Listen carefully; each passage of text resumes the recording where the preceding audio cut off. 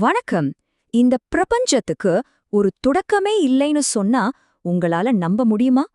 இது ஏதோ கற்பனை கதை இல்லைங்க, ஒரு ரொம்ப ஆழமான தத்துவம். இந்த ஸ்லோகத்துல மறைஞ்சிருக்கிற அந்த ரகசியத்தை நாம இன்னைக்கு கொஞ்சம் ஆழமா பார்க்கலாம் வாங்க. நம்ம எல்லாருமே எப்பவாவது ஒரு தடவையாச்சும் யோசிச்சு பார்த்திருப்போம், இந்த பிரம்மாண்டமான பிரபஞ்சம் எப்போ உருவாச்சு, எப்படி உருவாச்சு. ஆனா இதுக்கான பதில் நாம நினைச்சு பார்க்கறத விட ரொம்பவே ஆச்சரியமான ஒண்ணு. ஆமாங்க, நீங்க கேட்டது சரிதான். இந்த ஸ்லோகத்தின்படி இந்த பிரபஞ்சத்துக்கு ஒரு ஆரம்பம் அப்படின்னே ஒண்ணு கிடையாது. இது எப்படிங்க சாத்தியம்? இந்த ஆரம்பமே இல்லாத ஒரு விஷயத்த புரிஞ்சுக்கிறதுக்கு முன்னாடி நாம சில அடிப்படையான விஷயங்களை முதல்ல தெரிஞ்சுக்கணும்.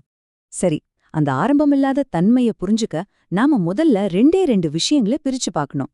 ஒன்னு, எல்லாத்தையும் பார்த்துக்கிட்டு இருக்கிற அந்த உணர்வு உள்ள சக்தி. இன்னொன்னு, அந்த சக்தியால பார்க்கப்படுற இந்த உலகம். இங்கதான் ஒரு சுவாரஸ்யமான விஷயம் இருக்கு. உண்மையில ஆரம்பமில்லாத உண்மைகள் ரெண்டு இருக்கு. முதல் விஷயம் பார்ப்பவர். இதுதான் உணர்வுள்ள அழிவே இல்லாத உண்மையான ஒரு விஷயம். ரெண்டாவது பார்க்கப்படுவது, அதாவது இந்த முழு பிரம்மாண்டமும். ஆனா ஆச்சரியம் என்னன்னா, இது ஒரு ஜடப்பொருள், ஒரு தோற்றம் மட்டும்தான். உண்மையிலேயே இது இல்ல. இது ஒரு சரியான கேள்விதானே.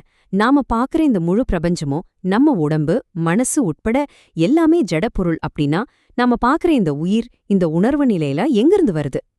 இதுக்கான விடை அந்த ஜடப்பொருளுக்கும் உயிருக்கும் நடுவுல இருக்கிற ஒரு சின்ன பாலத்துல ஒழிஞ்சிருக்கு. அது நேரடியான உணர்வில்ல, அது ஒரு எதிரொலி மாதிரி.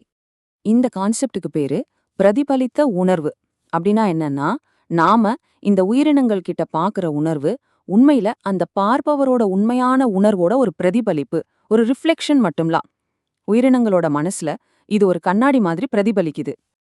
இந்த கொஞ்சம் சிக்கலான விஷயத்தை புரிஞ்சுக்க வாங்க ஒரு மாடர்ன் உதாரணத்தை எடுத்துக்கலாம். இத நாம ஆர்டிஃபிஷியல் இன்டெலிஜென்ஸ், அதாவது செயற்கை நுண்ணறிவு கூட ஒப்பிட்டு பார்க்கலாம். இப்ப பாருங்க, ஒரு ரோபோ கிட்ட ஆர்டிஃபிஷியல் இன்டெலிஜென்ஸ் இருக்கலாம். ஆனா அதோட சொந்த அறிவு கிடையாது. அது நம்ம கிட்ட இருந்து கடன் வாங்குனது. அந்த ரோபோ தன்னை ஒரு உயிருள்ள பொருளா நினைச்சுக்கிறது இல்ல. இதே மாதிரிதான் மனிதர்களை தவிர மத்த உயிரினங்களுக்கும் சுய உணர்வு பெருசா இல்ல. ஆனா மனித மனசு மட்டும் என்ன பண்ணுதுன்னா, இந்த கடன் வாங்கின உணர்வை வச்சு நான் அப்படிங்கிற அகங்காரத்தை உருவாக்கிக்குது. இந்த பிரதிபலித்த உணர்வு மனுஷங்க கிட்ட ஒரு ஸ்பெஷலான விளைவை ஏற்படுத்துது. அதுதான் நாம எல்லோரும் சொல்ற நான்ங்கிற அகங்காரத்தோட பிறப்பு. டெர்மினேட்டர் படத்துல வர்ற மாதிரி கற்பனை பண்ணி பாருங்க. ஒரு ரோபோ கூட்டம் திடீர்னு தங்களுக்கு சுய உணர்வு வந்துடுச்சு, இனிமே நாங்க மனுஷங்க கிட்ட இருந்து சுதந்திரமானவங்கன்னு அறிவிச்சா எப்படி இருக்கும்? கிட்டத்தட்ட இதே மாதிரி ஒரு தப்பத்தான் மனுஷனோட அகங்காரம் பண்ணுது. சுருக்கமா சொல்லணும்னா, அகங்காரங்கிறது ஜடமான நம்ம உடம்பையும் மனசையும் அந்த பார்ப்பவரோட உணர்வு பிரதிபலிப்பையும் ஒன்னா சேர்க்கிற ஒரு கலவை. இந்த கலவைதான் தன்னை ஒரு தனிப்பட்ட சுதந்திரமான உயிரினமா தப்பா நினைச்சுக்குது. எல்லா மனசும் ஒரே மாதிரி பிரதிபலிக்காது. இத ஒரு பித்தளை பாத்திரம் உதாரணம் மூலமா ரொம்ப அழகா விளக்கலாம். ஆரம்பத்துல நம்ம மனசு ஜடம், சக்தியால மந்தமா இருக்கிற ஒரு பித்தளை பாத்திரம் மாதிரி.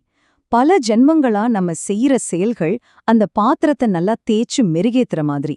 கடைசில சத்வகுணம் அதிகமாகும்போது அந்த மனசு ஒரு பளபளப்பான கண்ணாடியா மாறி அந்த உணர்வை ரொம்ப தெளிவா பிரதிபலிக்குது. சரி, இந்த தத்துவமெல்லாம் கேட்க நல்லாதான் இருக்கு. ஆனா இதெல்லாம் நம்மளோட அன்றாட வாழ்க்கைக்கு எப்படி பொருந்தும்? நம்ம சந்தோஷம், கஷ்டம், இதுக்கெல்லாம் இதோட என்ன சம்பந்தம்? நாம வாழ்ற இந்த உலகத்துல நம்மளோட அகங்காரம் தான் எல்லாத்தையும் செய்யறதாவும் அதோட நல்லது கெட்டதை அனுபவிக்கிறதாவும் நினைச்சுக்குது. அதனால நம்மளோட எல்லா இன்பத்துக்கும் துன்பத்துக்கும் இதுதான் காரணம்.